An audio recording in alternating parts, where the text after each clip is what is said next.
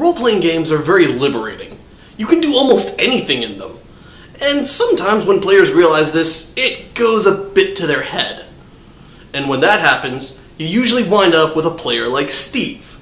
So today, we're going to talk about how to deal with Steve.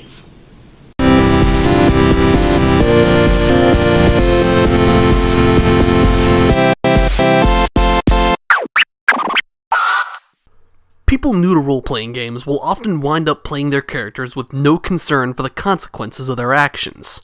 This might also be known as playing a character that's so random. Their actions can be disruptive, much like the fictitious Steve I mentioned in the last video. Dealing with them, though, is often just a mix of keeping your plot flexible and also remembering that actions have consequences. The latter is what we're going to talk about today.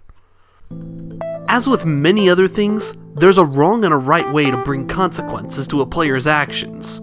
In our example from the last video, where Steve's character kept burning things, immediately having the town guard harass the party for rampantly starting fires in the wilderness would be inappropriate.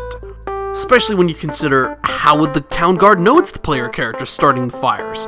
Why would they care about who started fires in the wilderness? Why would they show up immediately? Newton's third law of motion is important to remember when deciding if a player character's action has consequences. For every action, there is an equal and opposite reaction. Meaning burning some bandit camp to the ground will more than likely upset anybody aligned with those bandits, if any such group exists. But if Steve were to have his character burn down a tavern along a well-traveled road instead, the party, or at the very least, Steve's character, would soon find themselves unwelcome in that region. There are other potential problems besides player characters that are destructive towards the NPCs or the game world. Problems such as players being destructive to their characters. The solution to this is pretty simple. Let them and let the reasonable consequences take their course.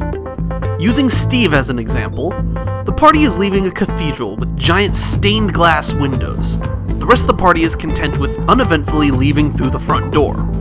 Steve, with his desire to stand out, however, decides his character would rather jump through one of said windows. One possible solution to this disruption could be demanding that Steve have his character go through the door like a normal person, but this robs Steve of agency in the story. Instead, you could allow his character to jump through the glass window, damaging the window as well as his body, causing him to take a few points of damage to reflect being cut up or bruised, since glass is a harder material than a humanoid body. If the consequences are minor, don't warn the player that they'll take damage from doing that. Just let them have their way and let the consequences follow. However, if the consequences from a particular action are dire, be a courteous GM and warn the player that it's not a good idea.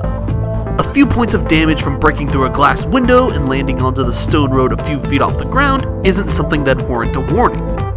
However, if the window that Steve's character jumps through had a particularly long drop on the other side, one that could potentially kill somebody, then warning that player that this unnecessary action could kill their character would be the courteous thing to do. And if they insist, let their character fall, let them take damage, and if it kills them, have them make a new character. The final point I want to talk about is if a player like Steve is being disruptive to other players, since this is easily the most important situation to know how to deal with. If Steve's character, without warning or reason, interferes with other player character actions, or even outright attacks them, then you definitely want to intervene, and not with something happening in the game.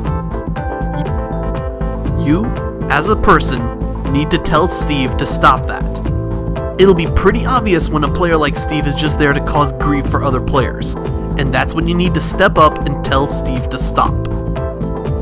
As a GM, one of your responsibilities is, within reason, to make sure the game is fun for everybody, and if one player's fun comes at the expense of everybody else's, then something needs to be done about that one player.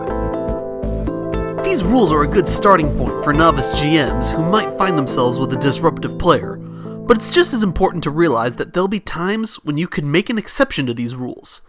You'll find those as you become more experienced as a GM, though.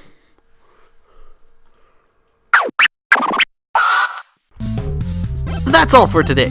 If you've got a GMing issue you want me to address in a future video, leave a comment below about it. I've also made some videos about easy to GM games. You should check those out too. With all that said, I am Aaron Der Schädel, and I will see you all next time.